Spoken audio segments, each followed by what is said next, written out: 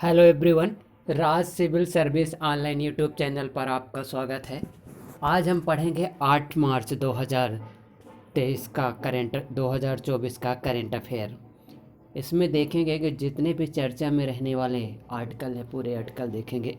तो आज का पहला आर्टिकल है, आप लोग देखें। आप लोग यहाँ पर जब देखेंगे तो ये जो आज जो चर्चित रहने वाला आर्टिकल है उसका नाम है supreme court consider contempt pleas again SBI for seeking time. Supreme court के द्वारा जो भी निर्णय दिए गए थे एसबीआई को, तो एसबीआई क्या करता है, आप लोग जब देखेंगे एसबीआई उनके कोर्ट ऑफ कंटेम्प्ट कर देता है और बोला कि seeking time for seeking time. आप लोग जब देखें 6 मार्च तक का टाइम दिया गया था, तो एसबीआई ने बोला कि जो हमें टाइम चाहिए 30 जून तक चाहिए। आखिरकार यहीं भी जो एसबीआई है ये भी सरकार का एक निकाय है, इसलिए सरकार के पक्ष में काम कर रहा है। तो देखिए अब ये चर्चा में इसलिए रहा क्योंकि एसबीआई जैसे जब रहता है, तो आप लोग जब देखें इलेक्टोरल बॉन्ड जैसे स्कीम रहती 2017 के बजट में by by by finance minister के द्वारा डिक्लेरेशन किया जाता है और 2017 के बाद 2018 से इसको लागू कर दिया जाता है। और इसमें जैसे जब देखेंगे तो इसमें एसबीआई जुड़ा रहेगा, तो एसबीआई इसमें एक बैंक रहेगा। इलेक्शन कमीशन ऑफ इंडिया के द्वारा जैसे जो काम किया जाएगा, तो भी हालांकि 2018 में इसकी विवाद रहा लेकिन आखिरकार नहीं माने। अब इसीलिए 2024 में सुप्रीम कोर्ट के द्वारा आप लोग जब देखेंगे 2024 सुप्रीम कोर्ट के द्वारा यहाँ हस्तक्षेप किया गया है। जो इलेक्ट्रोलर बॉन्ड रहता है, तो आप लोग जब देखेंगे इसको फर्स्ट टाइम जो स्कीम थी इंट्रोड्यूस इन 2018। फिर इसमें है कि इसमें कौन सी बैंक थी, तो एसबीआई के इसमें बैंक का नाम था। और 15 फरवरी 2024 को सुप्रीम कोर्ट को द्वारा अनकॉन्स्टिट्यूशनल इसको डिक्लेरेशन कर दिया गया है।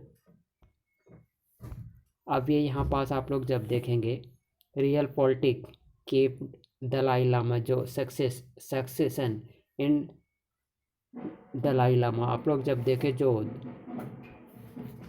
तिब्बती जो बौद्ध धर्म है उनके रिलीजियस जो गुरु रहते हैं उनको बोला जाता है दलाई लामा। तो सक्सेशन के बारे में इनके जो बात किए जाते हैं, उन्होंने बोला है कि 115 साल और जिएंगे। आप लोग जब देखें 1955-56 में देखें कि चाइना के द्वारा तिब्बत में जैसे अटैक कर दिया जाता है, तो ये भागकर भारत आ जाते हैं। जो हिमाचल प्रदेश में वर्तमान में धर्मशाला में इनका निवास स्थान है। ये दलाई लामा जैसे रहते, इनका जो रिलेशन रहता है तब बोधिसत्व के बारे में, जो बोधिसत्व है तो आप लोग जब देखेंगे महायान ब्रांच से इनका रिलेशन रहता है। फिर और आगे यहाँ पर आप देखेंगे Kerala come off with long short term major to preventive man animal conflict. ये वाले जैसे एनिमल कन्फ्लिक्ट जो हो रहा है कि ह्यूमन और एनिमल का जैसे दोनों के बीच जो कन्फ्लिक्ट हो रहा है, तो उसके लिए आप लोग जब देखिए तो इसमें elephant fence in among the long short term time के लिए यहाँ पास क्या कर दिया जाएगा, एक एलिफेंट फेंस बना दिया जाएगा। अब जैसे केरला में जितने भी वो हैं, केरला के अंतर्गत आप लोग जब देखें तो केरला में इतने सारे इसमें नेशनल पार्क हैं, जैसे अराकुलम वाइल्ड लाइफ सेंचुरी है, फिर इसके बाद मालाबार हो गया, इसके बाद केरामापट्टू हो गया, फिर इसके बाद कुछ वाराणसी होगा, पेची हो गया। फिर इसमें जो 3 रामसर साइट है उनका नाम है, रामसर साइट का नाम उनका नाम है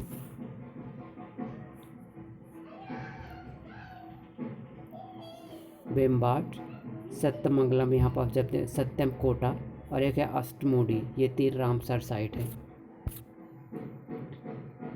फिर यहाँ पर आप जब देखेंगे कोविशील्ड ये brand name for the Oxford, लेकिन जब इंडिया में जैसे जब बनता है तो ये क्या है, वायरल वेक्टर वैक्सीन है।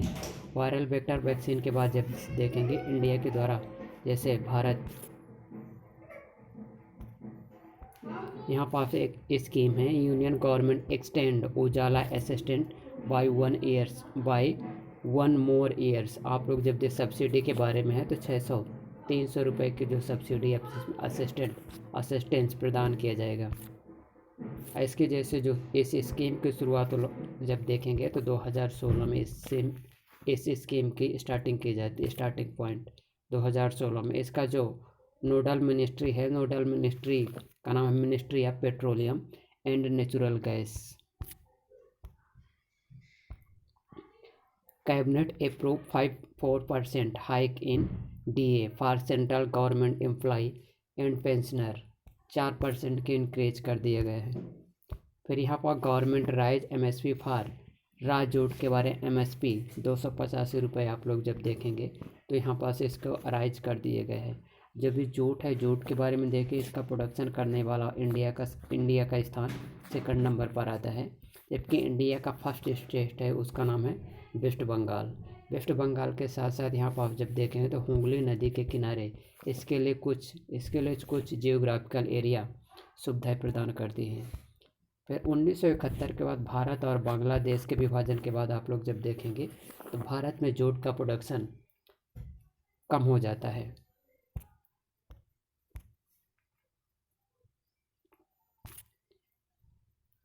फिर अगला इसमें देखें कि जूट के बारे में एक नेचुरल फाइबर है। इसका अन्य नाम गोल्डर फाइबर के नाम से भी जाना जाता है। ये वेस्ट बंगाल में इसका largest producer of jute in India में है। 50% से अधिक उत्पादन करने वाला जूट में आप लोग जब देखेंगे तो वेस्ट बंगाल का नाम आता है। अब अगला इसमें देखें centre to rope in ISRO to provide internet in 80 remote tribal village. आप लोग जब देखेंगे कि 15 नवंबर को जो पीएम जनमन स्कीम की शुरुआत की गई थी 2023 को, इस स्कीम की स्टार्टिंग पॉइंट 2023 को किया गया था। हालांकि इसका जो रिलेशन आप लोग जब देखेंगे पीएम ग्रामीण आवास स्कीम के अंडर इसको चलाया जा रहा है। इसके अंतर्गत ये भी किया जाएगा कि जितने भी ऑल इंडिया में आप लोग जब देखेंगे 75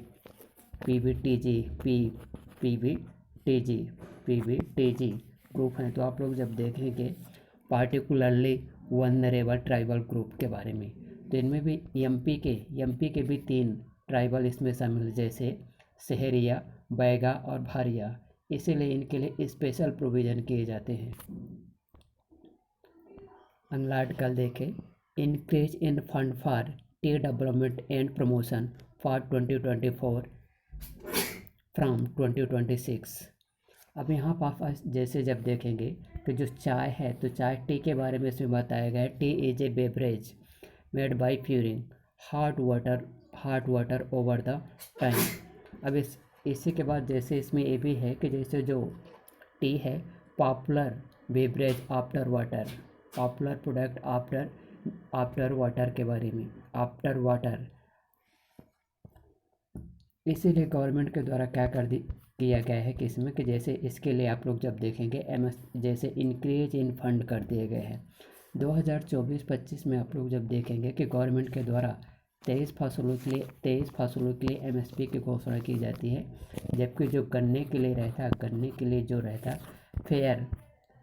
फेयर प्राइस रेट के नाम से ऐसे कुछ आप लोग जब देखेंगे तो उसकी घोषणा की जाती है। जो चाय के प्रोडक्शन में आप लोग जब देखेंगे तो ऑल वर्ल्ड में देखेंगे तो चाइना का स्थान फर्स्ट में आता है और इंडिया का प्रोडक्शन करने में इंडिया का स्थान लोग जब देखेंगे उसका सेकंड में आता है। वहीं इंडिया के अंडर में आप लोग जब तहत आप लोग जब देखेंगे कि इंडिया में किस राज्य का प्रोडक्शन करने पहला स्थान आता है तो उसका नाम रहता है असम में आप लोग जब देखेंगे असम में भी है। असम के साथ साथ आप लोग जब देखेंगे चाय बोर्ड का भी गठन कर दिया जाता है 1987-88 के आसपास।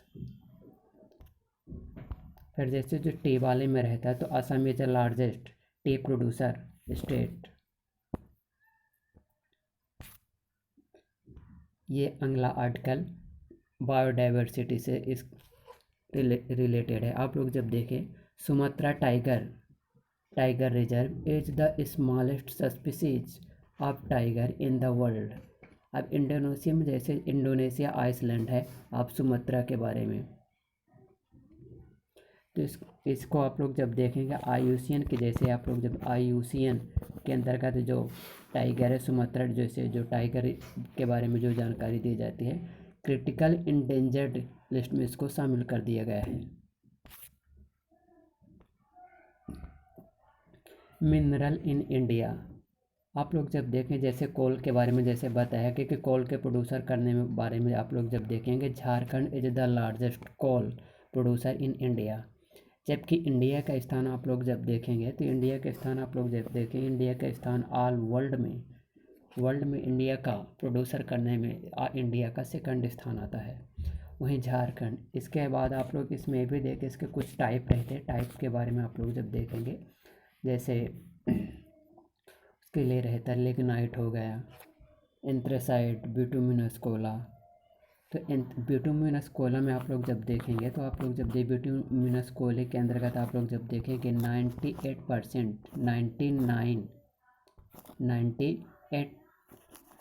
98% इंडिया बिटुमिनस प्रकार का कोला जैसे रहता है तो इसमें मिलता है। एंथ्रेसाइट का कोला इंडिया में नहीं पाया जाता। अभी जैसे जितना भी कोयला मिलेगा 60% आप लोग जब देखें झारखंड छोटा नागपुर के पठार में मिलेगा बिटुमिनस का कोयला। जबकि एंथ्रेसाइट का कोयला आप लोग जब देखेंगे तो केवल इंडिया में आप लोग जब देखें इसमें कोयला प्रोड्यूसर करने के बारे में तो यहाँ आता है। MP का कोयला प्रोड्यूसर करने में स्टेट का जैसे स्थान आता है तो सकल में चौथे नंबर पर आता है, 5वें नंबर पर आता है कोयला प्रोड्यूसर करने में। दूसरी बात, जैसे जब कोयला हो जाता है तो कोयला एक आधारभूत उद्योगों में से एक है। कोयला आप लोग जब देखेंगे कि कोयला 8 आधारभूत रहेंगे, उनमें से रहेगा जैसे कोयला रहेगा, एक तो कोयला हो जाएगा, दूसरा कच्चा तेल होएगा, तीसरा रिफाइन हो जाएगा, प्राकृतिक गैस और नेचुरल प्राकृतिक गैस हो जाएगा। फिर चौथे नंबर का जैसे इसमें आयरन आ जाएगा, बिजली आ जाएगा, फर्टिलाइज़र आ जाएगा, फिर यहाँ एक स्टील आ जाएगा। इसीलिए भारत के जो 1971 के आप लोग जब देखें 1971 की औद्योगिक नीति के तहत कोर उद्योगों की जैसे आप लोग जब देखेंगे पहली बार जो घोषणा की गई थी तो डिक्लेरेशन इंडस्ट्रियल पॉलिसी इन 1971 के अंडर के तहत की गई थी।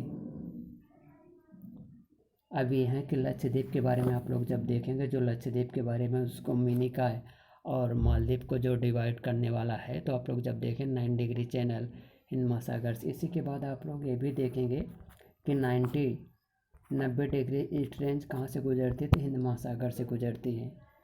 इसको एक बार देखते हैं। ये वाले एरिया में जैसे जब ये वाला एरिया होगा, यहाँ होगा लक्षद्वीप, तो यहाँ हो जाएगा 9 डिग्री चैनल, यहाँ हो जाएगा मिनिकॉय। आप लोग जब देखेंगे मालदीव, इन दोनों के बीच में 9 डिग्री चैनल इसको विभाजित करता है। अब ये चर्चा में इसलिए आ गया है क्योंकि चर्चा में आप लोग जब देखेंगे क्योंकि जो लक्षद्वीप है, लक्षद्वीप में INS नाम का एक पहले से काम कर रहा था नेवी वाला सिस्टम, एक INS जैसे जटायु नाम का कलेक्ट है और वहाँ तैनात कर दिए गए हैं।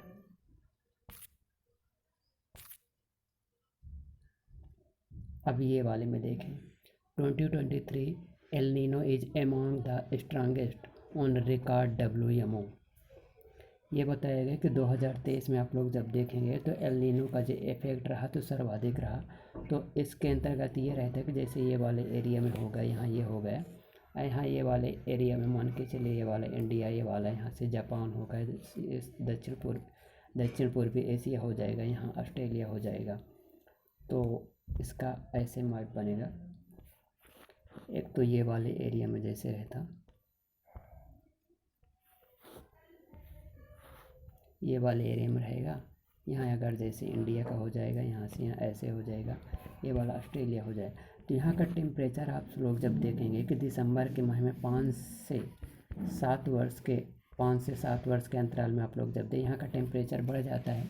तो यहाँ जैसे जब मान के चलिए अफ्रीका वाला हो गया, ये अफ्रीका वाले, तो आप लोग हॉर्न ऑफ अफ्रीका वाले एरिया में देखेंगे यहाँ का, तो यहाँ का टेम्परेचर जैसे बढ़ जाएगा तो पूरा मानसून यहाँ स्थापित हो जाता है। इसीलिए इंडिया में 2023 में जो वर्षा रेन रही उसकी क्वांटिटी इतनी कम रही कि इंडिया में फसलों को, जितनी भी फसल है उसका फसलों के उत्पादन पर उसका प्रभाव पड़ा।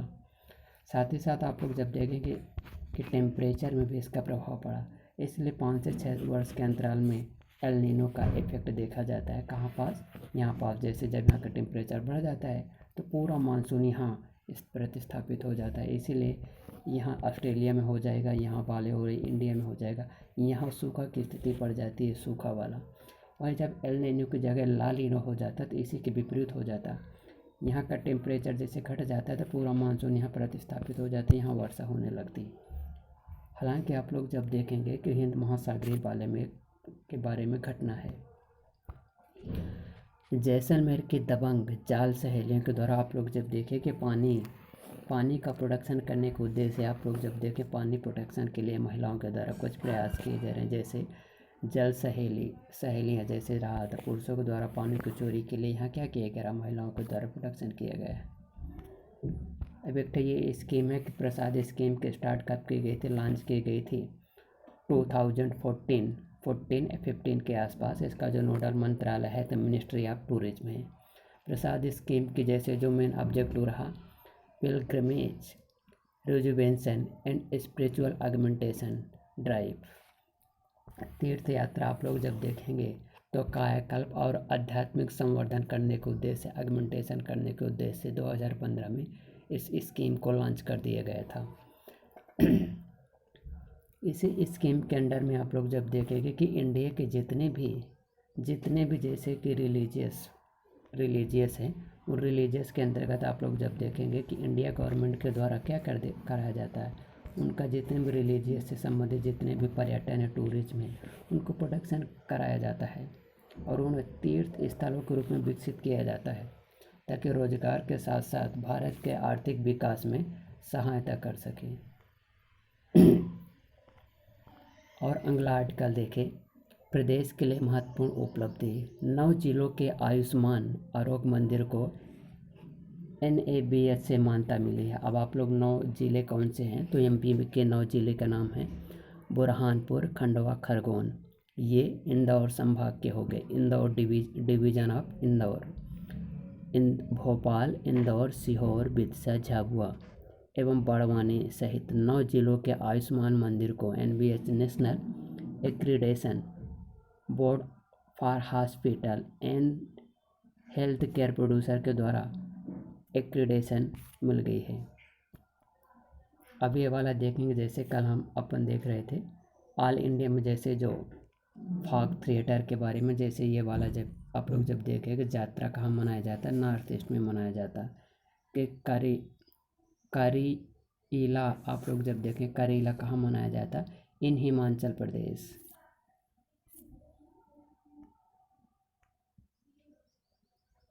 ये वाला है डोमेस्टिक सिस्टमेटिकली इम्पोर्टेंट बैंक। अब ये क्या है, इसके अंडर में आने वाले जितने भी हैं तो आप लोग जब देखें केवल 3 ही इसमें बैंक शामिल रहते हैं, ICICI, HDFC और SBI।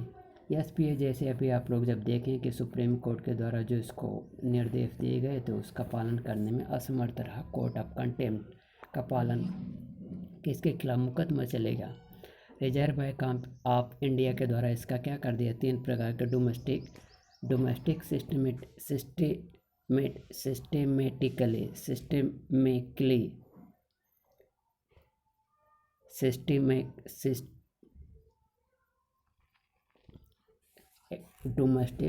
सिस्टमेटिक इम्पोर्टेंट बैंक्स के बारे में जो डिक्लेरेशन की जाती है तो उसके अंडर में 3 बैंक शामिल हो जाते हैं, 3 बैंक इसमें शामिल होंगे। जैसे जो ICICI बैंक रहता है तो ICICI बैंक की स्थापना आप लोग जब देखेंगे तो इसकी स्थापना हो जाती है 1955-56 के बाद, लेकिन अब आगे चल के ये क्या है, पहले बनेगा एक NBFC बन जाएगा, फिर 1995 के आसपास इसे बैंक का दर्जा दे दिया जाता है। जो SBI है तो SBI के बारे में आप लोग जब देखेंगे तो SBI की स्थापना कब होती है, तो SBI के बारे में जैसे है कि SBI का भी स्थापित होता 1840 में, यहाँ पास बैंक ऑफ बॉम्बे की स्थापना हो जाती है 1840। 1806 में स्थापित होता बैंक ऑफ बंगाल, 1843 में स्थापित होता बैंक ऑफ मद्रास। इन तीनों का विलय करके 1921 में बैंक ऑफ इंपीरियल बैंक बना दिया जाता है। यही चल के 1 जुलाई 1955 को 1 जुलाई 1955 को आप लोग जब देखेंगे तो ये बन जाता है स्टेट बैंक ऑफ इंडिया।